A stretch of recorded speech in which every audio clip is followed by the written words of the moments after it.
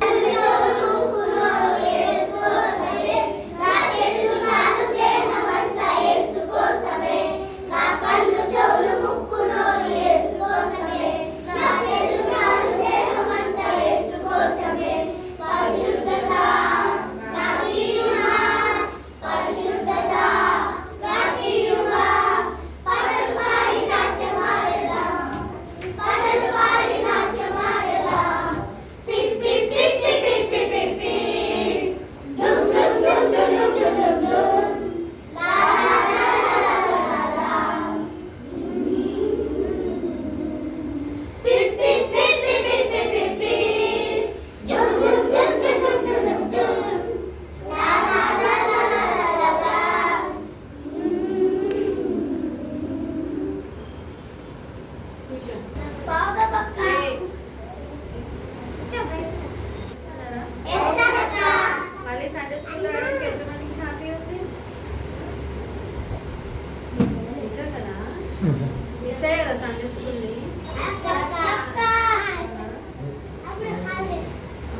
ఎప్పుడు Sunday school ఉంటుందో అని వెయిట్ చేశారా? ఓకే, ఈ రోజు నుంచి కొత్త లెసన్స్ నేర్చుకుందాం, ఓకేనా? ఓకే, ఈ రోజు నేర్చుకోబోయే లెసన్ పేరు ఏంటంటే అనారోగ్యం లేని ప్రపంచం. చెప్పండి అందరూ. అనారోగ్యం లేని ప్రపంచం, ఓకేనా?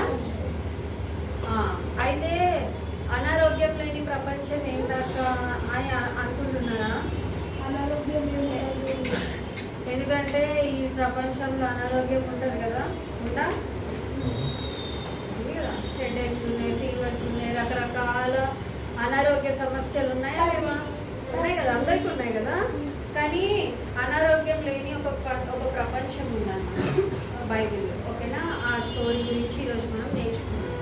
అయితే దేవుడు ఫస్ట్ ఎవరిని సృష్టించాడు? ఆదాము అవ్వని సృష్టించాడు కదా. అయితే ఆదాము అవ్వని సృష్టించినప్పుడు ఆ ఏదైనా తోటలో యేసయ్య దేవుడు వారిని ఉంచాడు కదా, ఆదాము అవ్వని.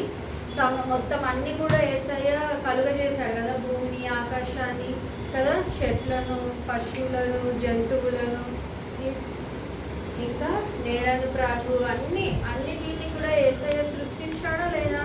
సృష్టించిన తర్వాత ఎవరిని సృష్టించాడు? ఆదాము అవ్వని సృష్టించాడు కదా. అయితే యేసయ్యకి ఆదాము అవ్వని సృష్టించినప్పుడు అంటే చాలా సంతోషం వేసిందంట వాళ్ళని చూసినప్పుడు. అయితే వాళ్ళు ఉన్నటువంటి ఆ ప్రపంచంలో అంట ఎప్పుడే ఓన్లీ ఆదాము అవ్వ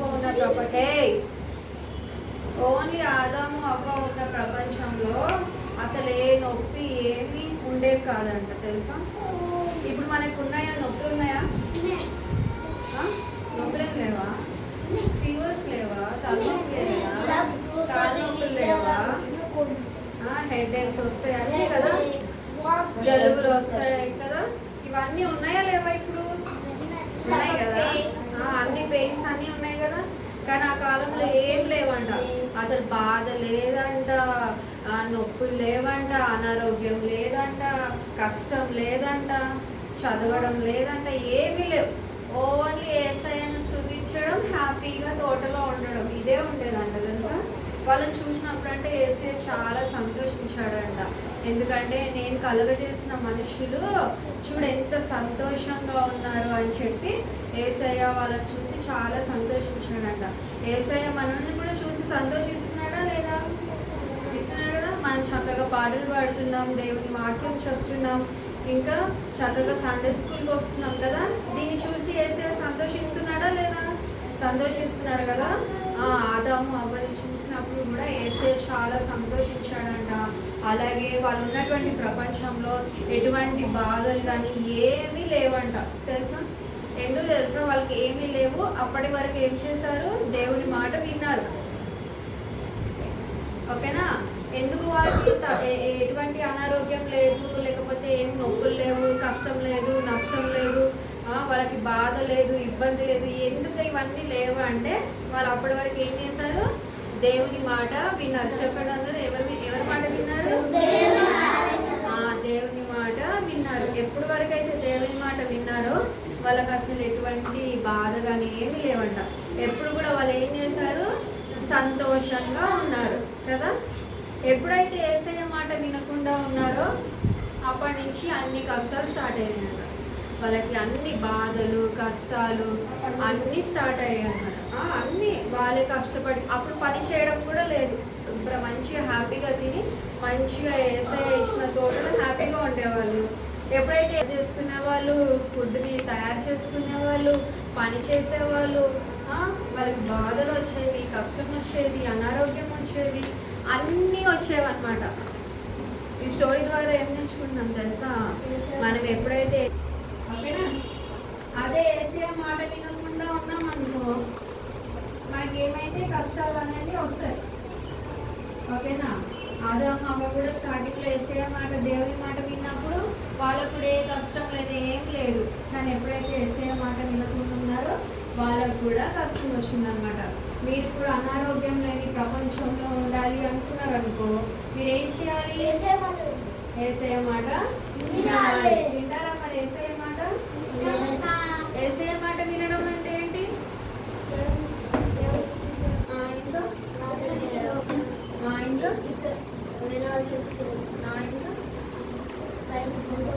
బైబిల్ చదవడం.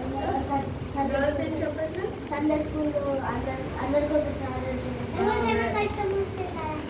Very good. ఇంకా వేదాలకి ఇవన్నీ కూడా యేసయ్య మాట వినడం కదా. పేరెంట్స్కి కూడా మనం ఏం చేయాలి? ఒబే అవ్వాలి. పేరెంట్స్ మాట వినాలి, టీచర్స్ మాట వినాలి, ఎల్డర్స్ మాట వినాలి, దేవుని సన్నిధికి రావాలి కదా, చక్కగా పాటలు పాడాలి. మంచి పిల్లలుగా ఉంటే మనకి కూడా ఏ సమస్యలు కూడా ఉండవు కదా. మరి ఉంటారా? మంచి పిల్లలుగా యేసయ్య పిల్లలుగా ఉంటారా? మీరు కూడా యేసయ్య పిల్లలాగా ఉండి అనారోగ్యం లేని ఒక చిన్ని ప్రపంచంలో మీరు కూడా ఉండాలి అని ఈ స్టోరీ ద్వారా మనము నేర్చుకుంటున్నాం. ఓకేనా? ఓకే, కళ్ళు మూసుకోండి, ప్రార్థన చేసుకుందాం. మోకరించండి అందరు కూడా. నెక్స్ట్ వీక్ కొత్త సాంగ్స్ నేర్చుకుందాం. ఓకే, నెక్స్ట్ వీక్ కొత్త సాంగ్స్ నేర్చుకుందాం.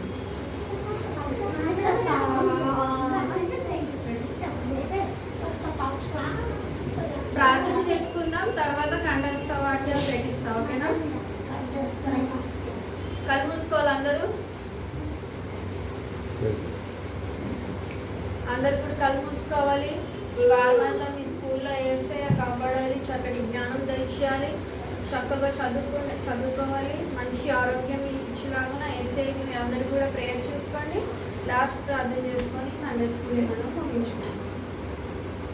స్తోత్రం స్తోత్రం స్తోత్రం స్తోత్రం మహాపరిశుద్ధ యేసయ్య, నీ ఘనమైన అతి శ్రేష్టమైన